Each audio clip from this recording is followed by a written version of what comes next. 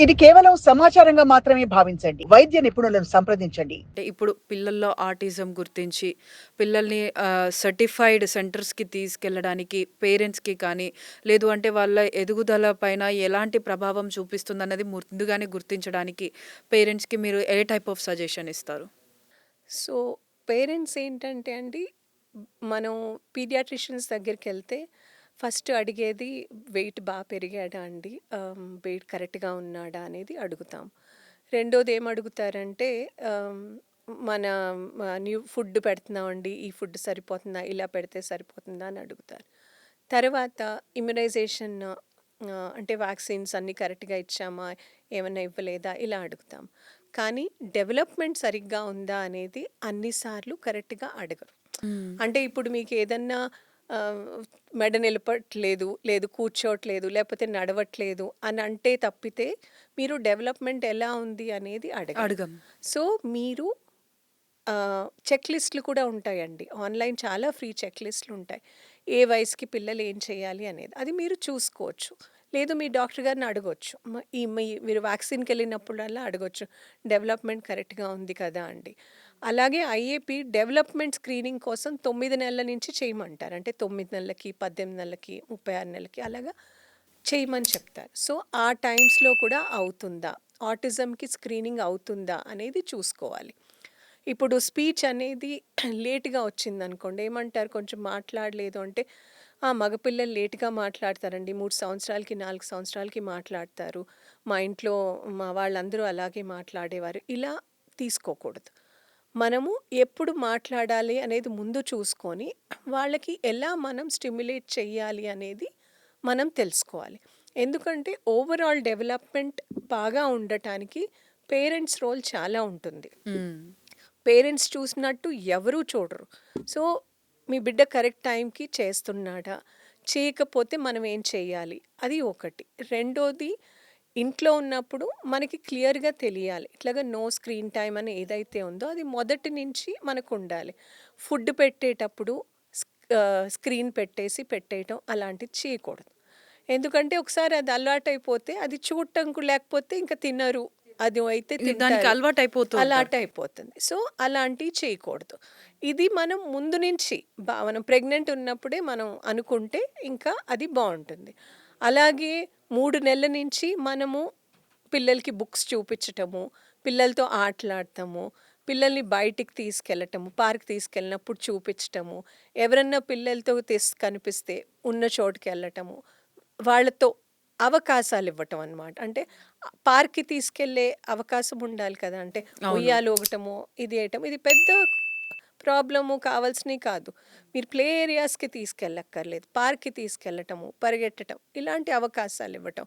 అలాగే ఇంట్లో కూడా చిన్న చిన్న పనులు చేయించటం. అమ్మ ఈ బ పేపర్ తీసుకెళ్ళి తాతగారికిచ్చిరా, లేకపోతే కళ్ళజోడు తీసుకెళ్ళి అమ్మమ్మకిచ్చిరా ఇలాంటివి చెప్పటం. అమ్మ ప్లేట్ తీసి అక్కడ పెట్టండి. అండ్ అమ్మాయిలు, అబ్బాయిలు అని కాదు అందరికీ అందరికి. చెప్పాలి. అందరిని పనిలో ఇన్వాల్వ్ చేయటం. ఎందుకంటే ఇవన్నీ నేర్చుకునే అవకాశాలుంటాయి. ఏదన్నా అడిగితే వాళ్ళు ఏం అడుగుతున్నారు, వాళ్ళ ఫేస్‌లో ఎక్స్‌ప్రెషన్ ఏముంది, వాళ్ళెలా ఆడుతున్నారు, ఇది మీరు చూసుకొని వాళ్ళకి స్టిమ్యులేట్ చేయటం. అంటే స్క్రీన్ టైమ్ ఇవ్వకుండా ఆపర్చునిటీస్ చదువుకోవటానికి, మిగతా పిల్లలతో కలవడానికి మనం చూసుకోవాలి. అలాంటి ఆపర్చునిటీస్ ఇచ్చి ఏమన్నా రిస్క్ ఉన్నప్పుడు, రిస్క్ అని చెప్పినప్పుడు దాన్ని తప్పుగా తీసుకోకుండా మనము ఫాలో అయ్యి therapies whether it is occupational థెరపీయో, స్పీచ్ థెరపీయో, బిహేవియర్ థెరపీయో అని చెప్తే ఆ థెరపీ కరెక్ట్ ప్లేస్‌లో, కరెక్ట్ టైంకిచ్చి, కరెక్ట్‌గా ప్రోగ్రెస్ అవుతుందా? అవ్వకపోతే ఎందుకవుతుంది అని చూసుకోవాలి.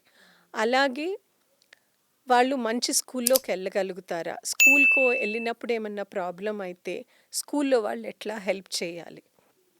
ఇది మనం చూసుకొని వాళ్ళ ఓవరాల్ డెవలప్‌మెంట్‌కి మనం ప్రయత్నించాలి. ఆటిజం అనంగానే ఇంకా ఏదో ప్రాబ్లమ్ వచ్చేసింది, వీళ్ళేం చేయలేరు ఇలా అని అనుకోకూడదు. ఆటిజంలో ఉన్నవాళ్ళు చాలామంది బిజినెస్‌లో రన్ చేస్తున్నారు. చాలామంది జాబ్స్ చేస్తున్నారు.